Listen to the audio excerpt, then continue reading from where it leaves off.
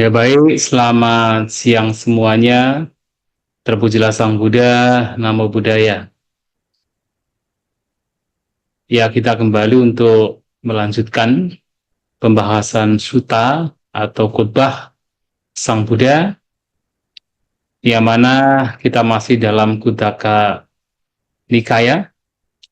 Dan dalam Kuddaka Nikaya ini, selain ada Saranataya, Dasa Sikapada, kemudian juga Dua Tingsa Kara atau 32 bagian tubuh, dan Kumara Panha atau pertanyaan Sang Buddha kepada seorang samanera bernama Sopaka.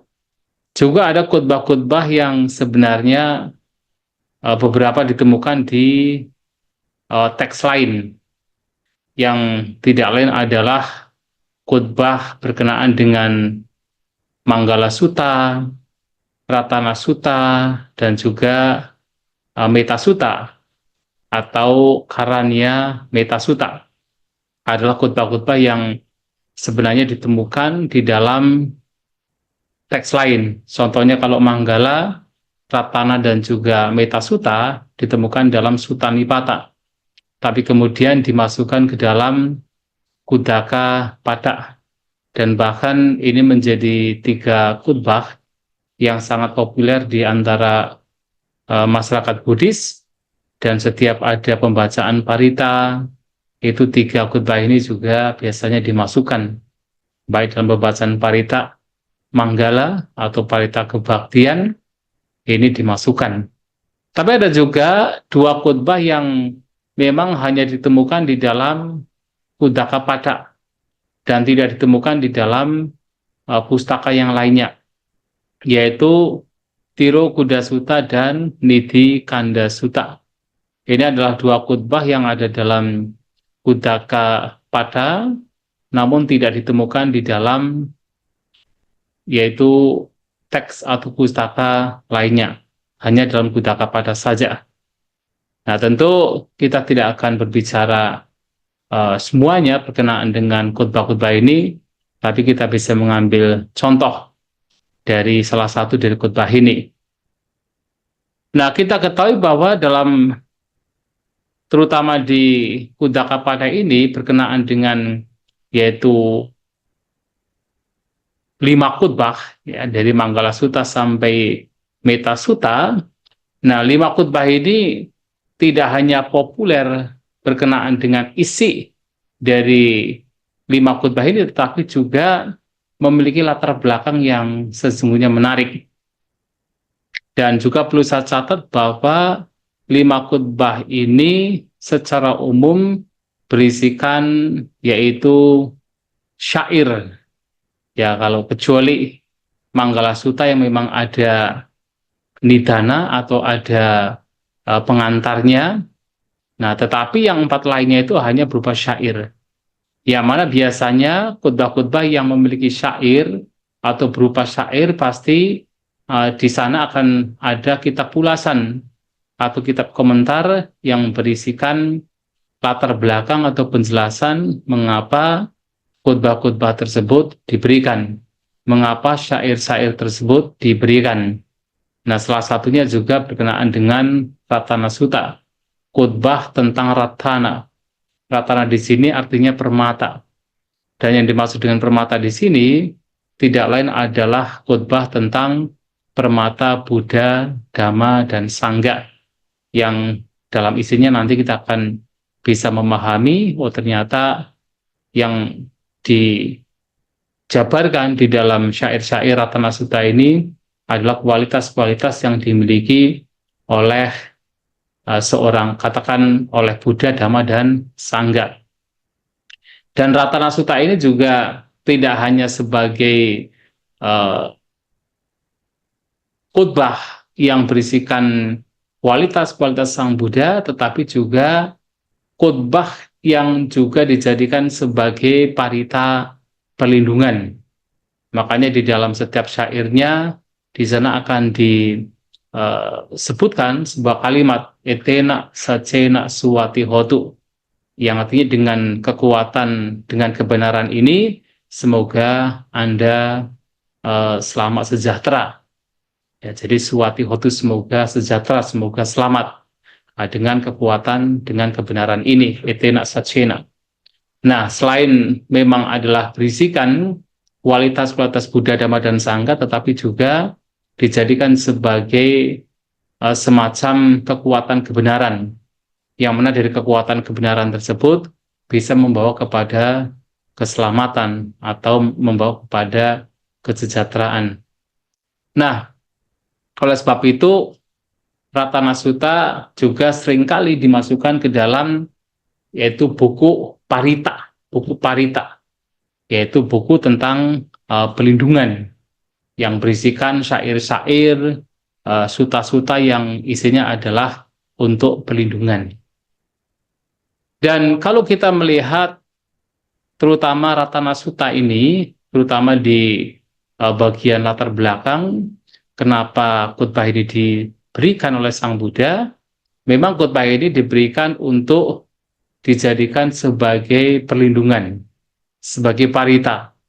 Maka dikatakan dalam ceritanya, terutama ini berkenaan dengan kota yang disebut sebagai kota Vaishali. Ya, jadi kalau zaman sekarang ada kota namanya Vaisali di India, pada zaman Sang Buddha ada kota bernama Vesali.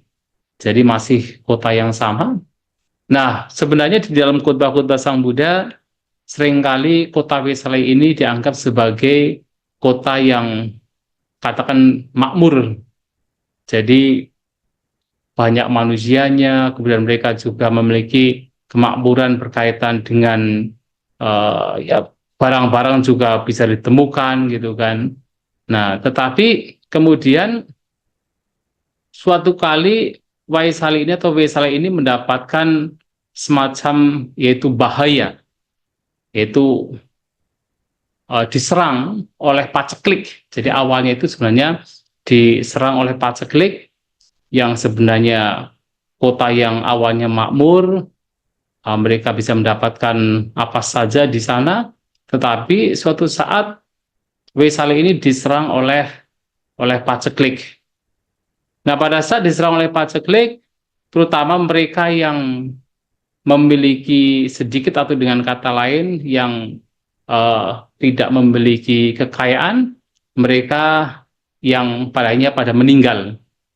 Jadi biasa kalau ada semacam paceklik atau ada semacam ya musibah, maka yang pertama menjadi kurbannya adalah orang-orang yang memang tidak memiliki apa yang dibutuhkan. Nah, sehingga mereka pada mulai meninggal. Dan ketika mereka meninggal, nah kemudian mereka dibuang keluar. Nah, pada saat orang-orang yang meninggal ini hanya dibuang saja, nah karena menimbulkan banyak bau yang tidak sedap atau bau mayat, maka ini juga mengundang makhluk-makhluk yang tidak kelihatan atau makhluk-makhluk yang katakannya makhluk halus yang memang suka dengan bebauan yang tidak sedap, mereka datang memasuki kota Wesali. Dan karena itulah maka menyebabkan banyak orang yang meninggal. Jadi tidak hanya mereka itu meninggal karena kelaparan, tetapi banyak yang kemudian meninggal karena ada campur tangan makhluk-makhluk halus tersebut yang mengganggunya. Jadi mereka banyak meninggal. Nah, itulah kemudian dikatakan bahwa Waisali pada waktu itu mendapatkan 3 musibah. Musibah kelaparan karena memang katakan sulit untuk mendapatkan makanan pada waktu itu. Kemudian juga musibah karena banyak makhluk-makhluk halus yang jahat yang datang, dan juga musibah karena banyak orang terkena penyakit. Maka mereka kemudian berkumpul, nah terutama para raja yang berada di Wesali, mereka berkumpul dan mencari tahu apa yang menyebabkan Wesali ini mendapatkan ya musibah seperti itu.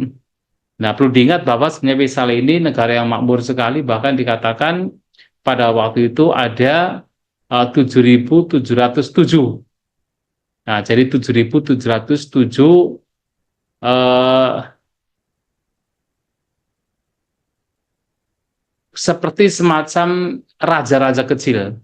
Jadi karena luasnya dan mereka juga dikatakan menganut pandangan seperti republik, jadi bukan bukan menganut pada, jadi kerajaannya tidak menganut pandangan aristokratik, tapi lebih kepada republik.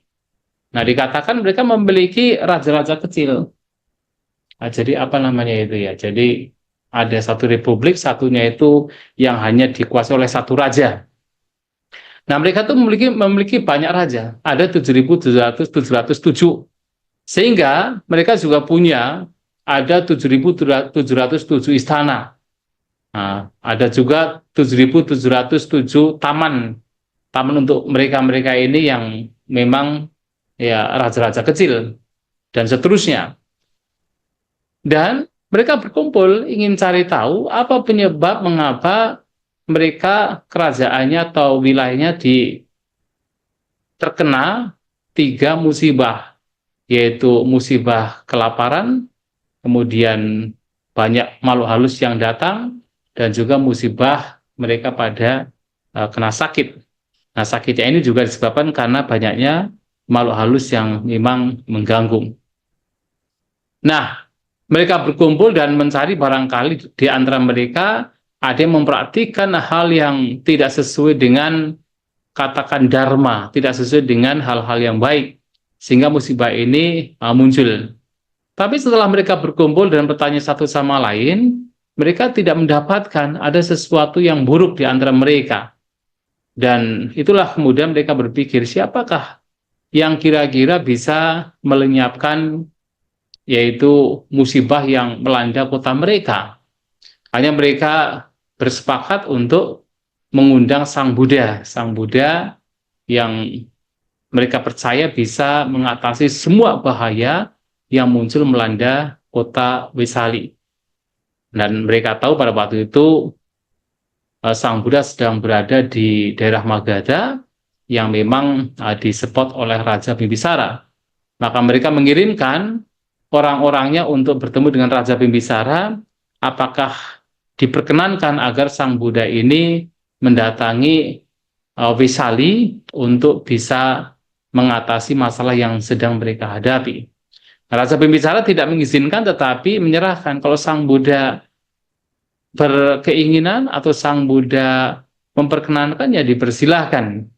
Maka kemudian mereka mendatangi Sang Buddha, meminta bantuan agar Sang Buddha datang ke kota Wesali. Nah, Sang Buddha sudah tahu bahwasanya ketika beliau akan datang ke sana, nah pada waktu itulah beliau juga punya kesempatan untuk bisa membabarkan Ratana Sutta. Dan dengan membabarkan Ratana Sutta nanti akan banyak orang yang mendapatkan pemahaman Dhamma yang baik. Nah, ini juga menjadi satu keuntungan bagi Dhamma, agar Dhamma bisa dinikmati oleh banyak orang. Nah, maka Sang Buddha berkenan untuk datang ke Wesali pada waktu itu, dan Raja Bibisara mengetahui demikian juga mempersiapkan segalanya.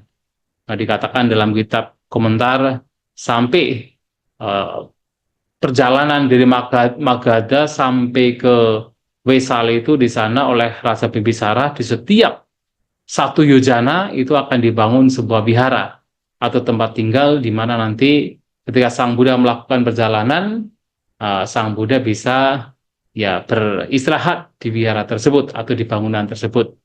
Nah, pada waktu itu Sang Buddha juga mengunjungi kota Wesali atas undangan orang-orang Wesali, para bangsawan Wesali, bersama dengan 500 orang. Jadi 500 biku maksudnya ya. Jadi mereka bersama dengan 500 biku mengunjungi kota Wesali. Dan sesampainya di kota Wesali, nah Sang Buddha meminta kepada Ananda untuk mempelajari Ratana Sutta. Nah, jadi Ratana Sutta inilah yang nanti akan dijadikan sebagai parita atau sebagai perlindungan. Dan pada saat Sang Buddha itu sampai di kota Wesali, dan memang kalau kita melihat dari sekarang pun kita bisa melihat dari daerah Patna. Patna itu adalah katakan sekarang Pataliputa, kemudian pergi ke Wesali, itu harus menyeberangi Sungai Gangga. Nah, ketika Sang Buddha itu melangkahkan kakinya sesampainya di pinggir Sungai Gangga dan masuk ke daerah Wesali, nah pada waktu itu dikatakan hujan besar muncul. Jadi hujan besar muncul dan akhirnya membawa semua mayat yang pada waktu itu meninggal untuk kemudian terseret ke Sungai Gangga. Jadi daratan dibersihkan dari mayat-mayat yang meninggal karena kelaparan dan juga karena sakit disebabkan oleh makhluk halus. Jadi semua hilang.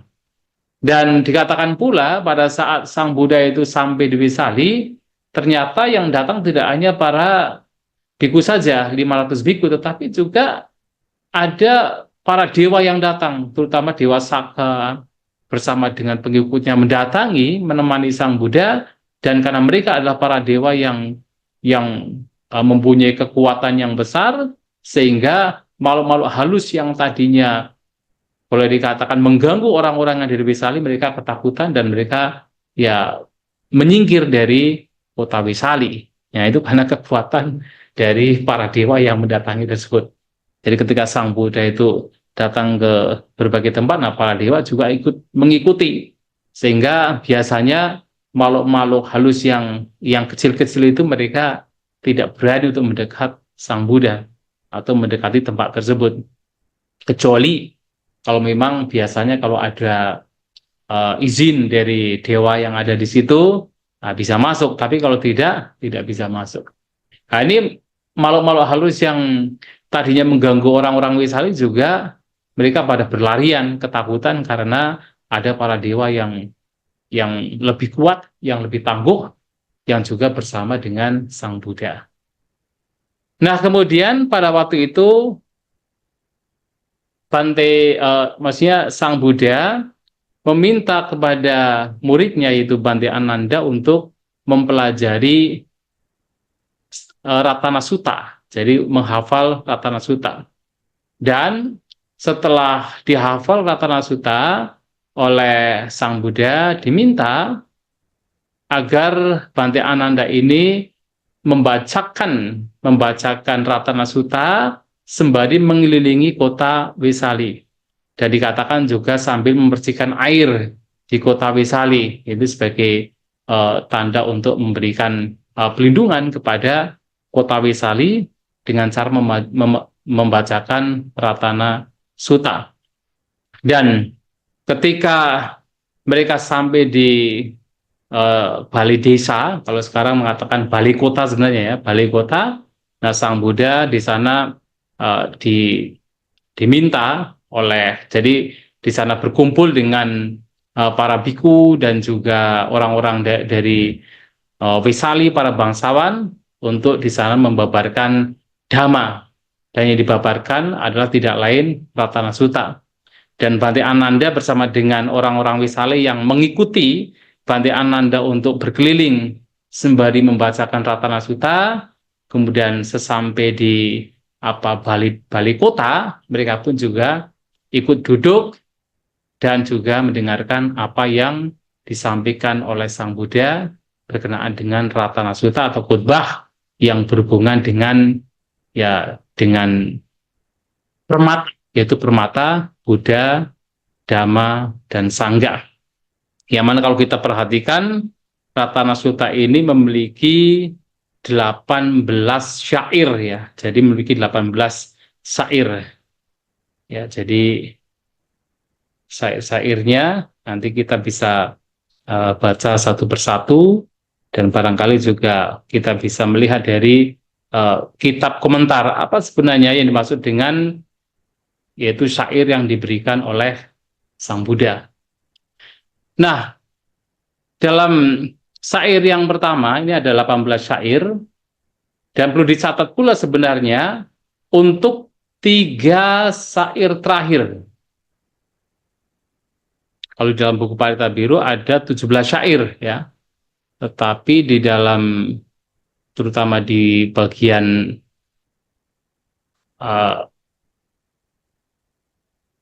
Cadak Sanggayana itu dipotong menjadi 18 syair ya, Cata Sanggayana. Kenapa 18 syair kalau di Cata Sanggayana? Karena untuk syair 10 dan 11 itu dibagi menjadi dua.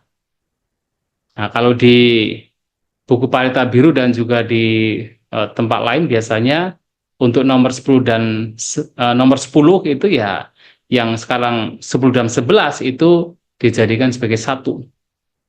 Ya, tetapi sebenarnya ya memang kalau di sini cocoknya memang satu, tetapi di dalam kitab Cata Sanggayana dijadikan dua. Ya, jadi kalau kita mengacu pada per kalimat yang di sana ada etena sajena swati hotu, ya memang sebenarnya ini ada 17 syair. Ya. Oke, untuk syair yang pertama berkenaan dengan Ratana Sutta, nah di sana dikatakan yani tak butani sama gatani.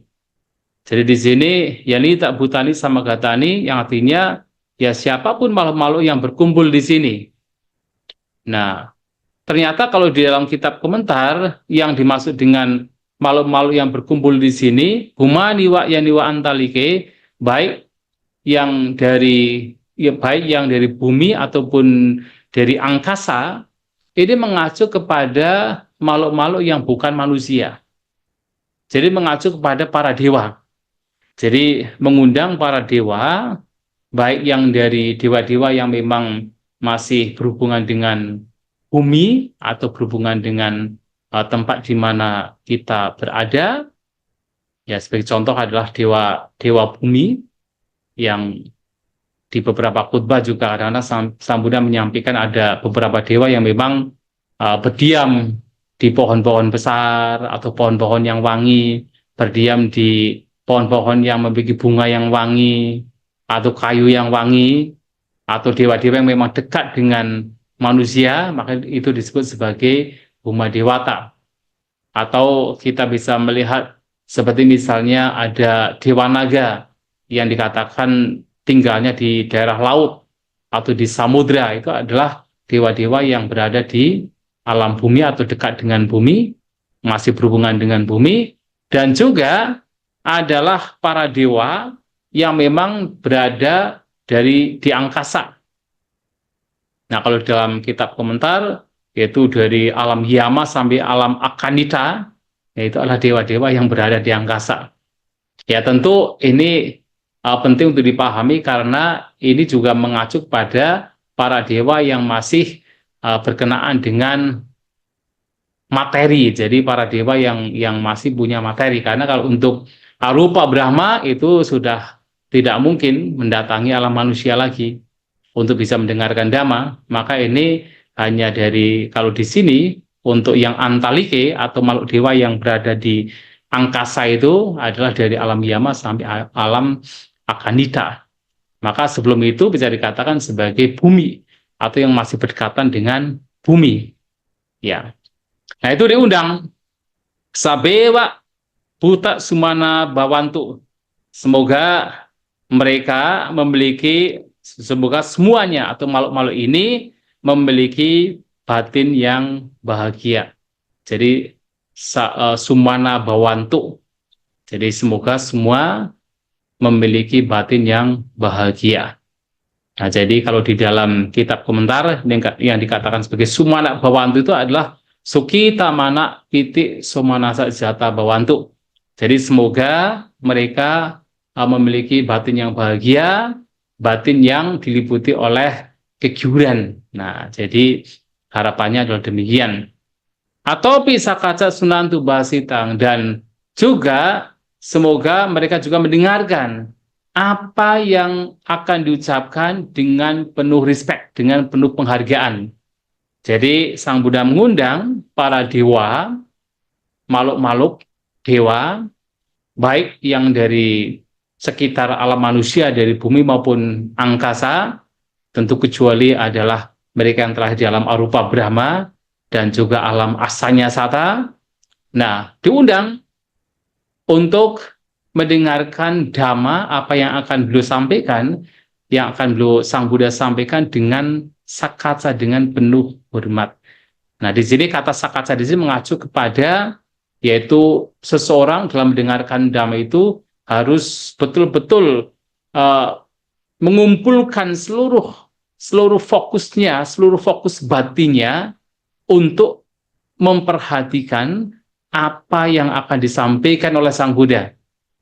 Yang mana dhamma yang disampaikan Sang Buddha itu membawa kepada kebahagiaan, baik kebahagiaan karena mencapai alam kedewaan atau kebahagiaan karena seseorang bisa mencapai yaitu pencapaian non duniawi atau lokutara. Nah, jadi ini syair pertama, undangan Sang Buddha untuk agar para dewa datang, berkumpul, kemudian memiliki batin yang penuh bahagia, batin yang penuh dengan kegiuran, dan mengundang mereka untuk mendengarkan penuh perhatian, memfokuskan seluruh batinnya untuk mendengarkan apa yang akan disampaikan oleh Sang Buddha atau dhamma dari Sang Buddha yang membawa kepada pencapaian kehidupan dalam surga dan bahkan kebahagiaan yang sudah bukan duniawi lagi atau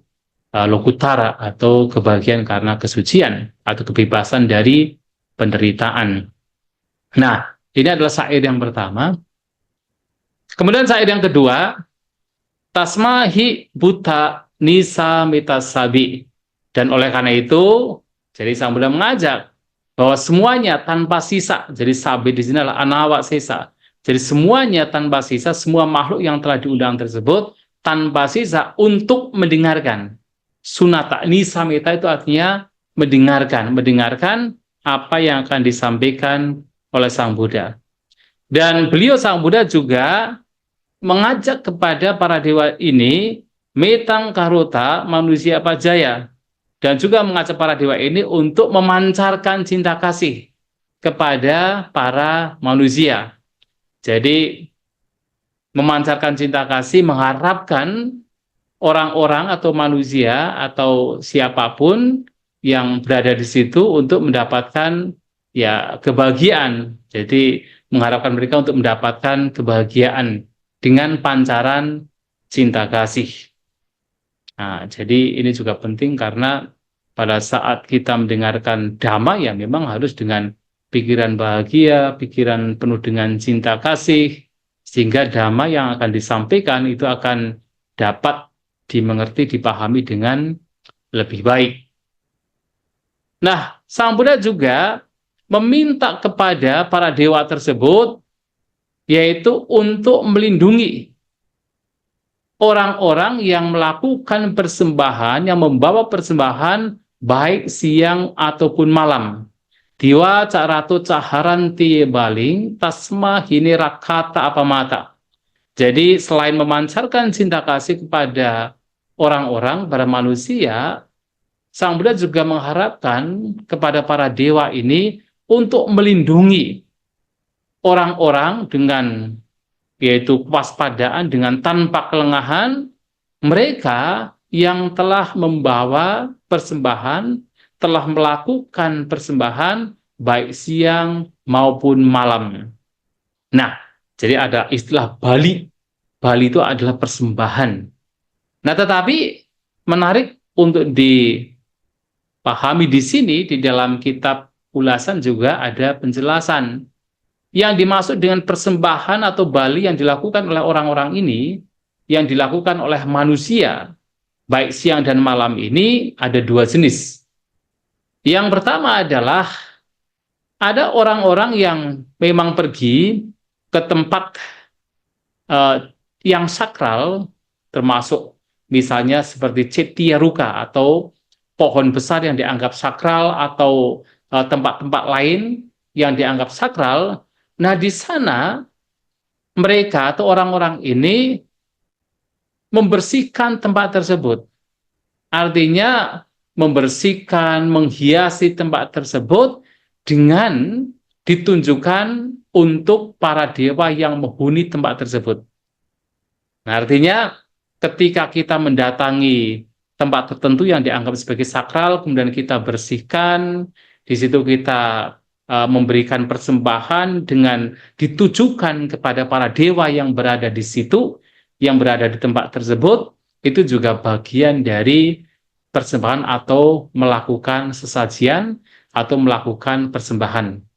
Nah, ini juga telah disampaikan Sang Buddha tidak hanya di dalam khotbah ini, tetapi juga di dalam salah satu khotbah yang besar, yaitu Mahaparinibbana Sutta, atau khotbah yang terdapat di dalam Tiga Nikaya, yang mana di sana beliau Sang Buddha juga menyampaikan bahwasanya salah satu syarat agar sebuah masyarakat itu menjadi makmur adalah ketika masyarakat yang ada di situ mereka selalu melakukan persembahan secara berkala.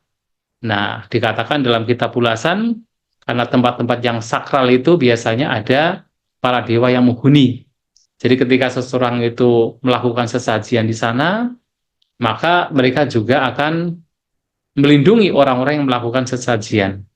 Ya, seperti ini juga melakukan persembahan dengan cara membersihkan, menghiasi tempat tersebut yang kesemuanya ditujukan untuk para dewa yang menghuni tersebut, baik itu pada siang hari maupun ketika malam hari. Nah, apapun itu, nah itu juga bagian dari melakukan persembahan atau sesajian.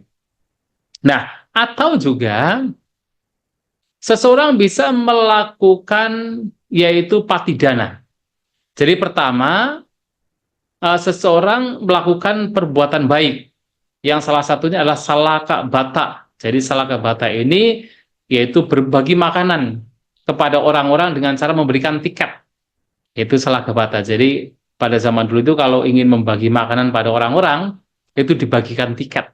Siapa yang membawa tiket, itu nanti akan mendapatkan makanan.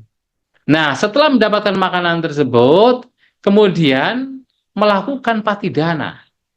Melakukan patidana untuk para dewa yang berada, atau para dewa pelindung, para kedewata, atau para dewa yang memang dianggap melindungi, atau katakan para dewa lainnya. Ya mungkin ada orang-orang yang punya kepercayaan bahwa oh, tempat tersebut ada dewa tertentu. Nah, itulah kemudian melakukan patidana. Jadi pelimpahan jasa dengan harapan semoga para dewa ini pun juga turut berbahagia.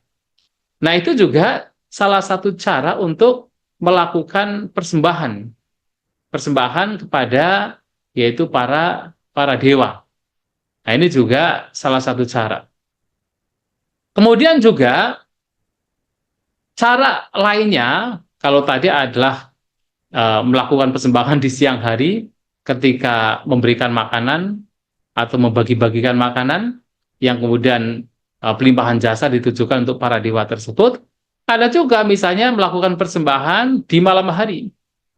Dengan cara bagaimana? Oh misalnya, oh ada sebuah pembabaran dhamma di malam hari. Kemudian ada seseorang yang kemudian mempersiapkan semuanya. Jadi mempersiapkan di sana, mempersiapkan minuman, mempersiapkan lampu, mempersiapkan ya bunga-bunga, untian bunga, dan juga mempersiapkan tempat atau membangun tempat di mana yang membabarkan dhamma bisa katakan duduk di situ, atau membangun tempat agar banyak orang yang bisa dengan nyaman untuk mendengarkan dhamma, yang kemudian perbuatan baik tersebut diarahkan, dilimpahkan kebaikannya, dipersembahkan kebaikannya untuk para dewa. Nah, dengan cara demikian pun juga salah satu melakukan sesajian, melakukan persembahan. Maka sebenarnya banyak cara. Dan kalau kita perhatikan, caranya itu adalah betul-betul yaitu memberikan atau membersihkan tempat sakral yang dianggap sakral, atau memberikan semacam ornamen, menghiasi tempat tersebut, atau kemudian dengan cara melakukan kebaikan apapun, entah siang, entah malam, yang kemudian jasa kebaikan tersebut dipersembahkan, dilimpahkan untuk para dewa. Nah, dengan demikian, itu disebut sebagai Dewa Caratu Cak Haranti Baling. Mereka yang membawa persembahan baik siang maupun malam. Dan Sang Buddha meminta kepada para dewa untuk memberikan perlindungan kepada mereka yang melakukan persembahan atau sesajian baik siang dan malam untuk mereka, untuk para dewa. Maka sebagai timbal baliknya, baik kalau para dewa ini bisa memberikan perlindungan kepada orang-orang yang melakukan kebaikan untuk mereka. Ini adalah syair yang kedua. Kemudian, jadi syair yang pertama dan kedua ini sebenarnya masih ajakan Sang Buddha kepada para dewa ini. Dan ini tentunya penting, karena kan peristiwa yang terjadi pada waktu itu adalah banyak makhluk halus yang datang ke kota Vesali itu bukan untuk melindungi orang-orang yang berada di sana, tetapi justru mereka itu mengganggu orang-orang Vesali, dan bahkan mereka itu memunculkan penyakit terhadap orang-orang Vesali sehingga yang mati, yang menjadi korban itu bertambah. Maka ini juga menjadi pengingat oleh para makhluk halus ini, jadi para dewa juga termasuk makhluk halus, agar mereka itu melindungi orang-orang ini, karena mereka telah memberikan persembahan, sesajian kepada para dewa, maka patut untuk para dewa kemudian melindungi orang-orang yang telah memberikan sesajian baik siang dan malam kepada para dewa ini. Nah, ini juga penting. Ini pengingat Sang Buddha kepada makhluk-makhluk halus lainnya. Ya, jangan mengganggu, tetapi justru memberikan perlindungan. Nah, baru kemudian untuk syair-syair selanjutnya, Sang Buddha kemudian memberikan penjelasan berkenaan dengan kualitas atau katakan keistimewaan dari seorang Buddha, Dhamma, dan juga Sangha. Maka syair yang ketiga, nah di sini Sang Buddha menyampaikan, yang kinci witang idawa hurangwa, sagesu wayang ratanang panitang, nanu samang atita tata gatena idam pibute ratanang panitang, etena sacena suwati hotu. Kalau diterjemahkan, maka menjadi apapun, ya, apapun harta yang kinci witang, apapun harta di sini maupun di luar. Jadi kata-kata witang itu mengacu pada harta atau dana, yaitu dana di sini mengacu pada harta. Kemudian yang dimaksud dengan apapun harta baik yang berada di sini atau ida, ini mengacu kepada apapun harta yang berada di alam manusia. Nah, jadi apapun harta yang berada di alam manusia.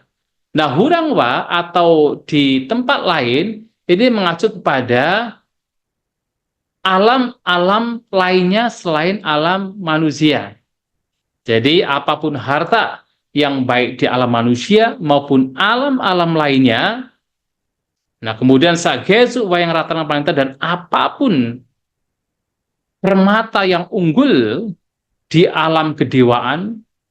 Jadi digas lagi, jadi apapun permata yang unggul, permata yang gemilang, panitang, unggul atau gemilang di alam-alam kedewaan atau alam-alam surga. Nah, nano samang ati tata gena, dan tidak bisa dibandingkan dengan harta, atau katakan ya tidak dibandingkan dengan ya permata dari Sang Tathagata, harta dari Sang Tathagata. Dan ini adalah permata yang unggul, permata yang gemilang di dalam Buddha. Nah, dengan kekuatan ini semoga Anda sejahtera, selamat, sejahtera. Nah, sekarang mengapa permata Buddha ini dikatakan sebagai permata yang sangat unggul? Nah, jadi sementara berbagai macam permata yang ada di berbagai alam, baik alam manusia atau alam lainnya itu boleh dikatakan tidak ada bandingannya dengan permata Buddha. Ya karena kalau kita perhatikan, apapun permata, apapun harta benda, apapun katakan yang berharga di alam manusia dan alam-alam lainnya, semua itu sifatnya adalah tidak kekal. Semuanya sifatnya selalu berubah, tidak bisa dipertahankan. Bahkan kalau kita perhatikan, misalnya pada zaman dahulu ada Raja Cakrawati atau raja yang menguasai dunia, dan Raja Cakrawati ini memiliki 7 jenis permata, ya. Jadi salah satunya ada disebut Hatirattanang, yaitu permata gajah. Yang mana dengan permata gajah raja ini bisa ya setiap pagi akan berkeliling, dikatakan mengelilingi bumi, yang mana permata gajah ini juga bisa terbang. Jadi tidak hanya berjalan di daratan, permata gajah ini pun juga dengan kekuatan gaibnya ia bisa terbang dan bisa membawa sang raja ini untuk mengelilingi dunia. Kemudian ada juga yaitu Asaratanang, yang juga seperti permata gajah. Jadi Asaratanang adalah permata kuda. Yang mana permata kuda ini juga memiliki kemampuan seperti gajah tadi, yaitu bisa terbang. Ya, bisa terbang. Nah, sehingga kapanpun diinginkan meminta kuda ini untuk bisa membawa sang raja mengelilingi dunia, itu juga dimiliki. Ada juga itu permata betul-betul Maniratana atau permata batu mulia. Yang batu mulia ini memiliki, katakan, cahaya yang gilang gemilang. Tetapi itu hanya sekedar permata biasa sebenarnya. Ada juga yang memiliki namanya Itiratthana atau permata wanita. Jadi seorang raja dunia atau Raja Cakrawati memiliki seorang permaisuri. Nah, permaisurinya ini memiliki kecantikan yang sangat melebihi kecantikan manusia. Jadi tidak terlalu tinggi, tidak terlalu pendek, tidak terlalu gemuk, tidak terlalu kurus. Kemudian permaisuri ini juga, katakan, bahkan ya dikatakan kalau di tempat yang dingin dia bisa mengeluarkan hawa hangat, kalau di tempat yang panas dia mengeluarkan hawa dingin, bahkan dari tubuhnya tanpa harus menggunakan parfum. Nah, jadi Itiratana itu atau permata perempuan ini tanpa harus menggunakan parfum itu memiliki bau seperti cendana. Dan bahkan dari mulutnya tanpa menggunakan apa itu semprotan di mulut mengeluarkan bau seperti terate. Inilah bagaimana seorang yaitu permaisuri Raja Cakrawati disebut sebagai Itirattanang. Tetapi permata-permata demikian yang sebenarnya ya boleh dikatakan permata dunia yang dianggap sebagai sangat berharga pun jelas itu tidak ada bandingannya dengan permata yang, katakan, dimiliki oleh Sang Buddha. Dengan kata lain, Buddha itu sendiri itu tidak lain adalah pencerahan. Jadi tidak ada bandingannya dengan pencerahan dari, ya katakan, apapun permata yang ada tidak terbandingkan dengan pencerahan Sang Buddha. Apalagi kita bisa mengatakan bahwasanya munculnya seorang Buddha itu juga sesuatu yang sangat jarang untuk diperoleh. Dalam 10.000 tata surya hanya ada satu Buddha yang muncul, dan tidak semua waktu ada Buddha yang muncul. Nah, kita untuk bisa mendapatkan kesempatan hidup ketika nama Buddha masih ada pun juga sangat jarang untuk terjadi. Nah, sehingga munculnya seorang sama Sang Buddha itu sesuatu yang sangat-sangat sulit untuk diperoleh.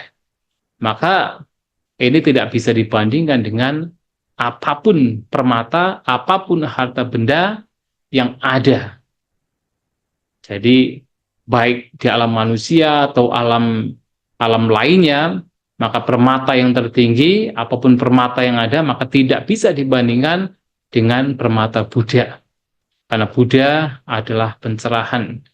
Karena Buddha adalah seseorang yang sulit untuk bisa diperoleh. Dan di sini juga kalau dalam kitab komentar mengacu kepada sama Sang Buddha. Jadi yang dimaksud dengan Nanu samang ati tatagatena, bahwa tidak bisa disamakan atau tidak bisa dibandingkan dari permata Tathagata atau permata Buddha, Buddha di sini mengacu pada sama Sang Buddha. Dan dibandingkan dengan yang lainnya, bahkan dalam kitab komentar, bahkan kualitas seorang Buddha itu tidak bisa dibandingkan ketika misalnya ada ratusan para siswa Sang Buddha seperti Bhante Sariputta dan Bhante Mahamoggallana. Itu tidak bisa kualitas Sang Buddha itu disamakan dengan mereka. Jadi kualitas sama Sang Buddha itu jauh lebih tinggi. Nah, jadi karena kualitas Sang Buddha itu jauh lebih tinggi, walaupun misalnya para siswa Sang Buddha digabungkan menjadi satu, bahkan ketika mungkin Paceka Buddha pun digabungkan menjadi satu, tetap kualitas sama Sang Buddha itu jauh lebih unggul. Makanya sama Sang Buddha ini dikatakan sebagai yang terunggul atau ratana atau permata yang terunggul di antara permata-permata lainnya. Maka tidak bisa dibandingkan dengan permata Sang Tathagata. Nah, tentu ini adalah sebuah kebenaran. Jadi bahwa ini adalah permata gemilang di dalam Buddha dan ini adalah sebuah kebenaran, bukan sesuatu yang hanya katakan kebohongan atau hanya omon-omon, tetapi sesuatu yang memang sebuah kebenaran, sehingga dari kebenaran inilah maka ini menjadi satu kekuatan agar seseorang yang meyakini kebenaran ini mendapatkan kebahagiaan, mendapatkan kesejahteraan. Maka etena satsena, dengan kebenaran ini suwati hotu, semoga Anda menjadi sejahtera. Nah, ini adalah untuk yang ketiga, ya.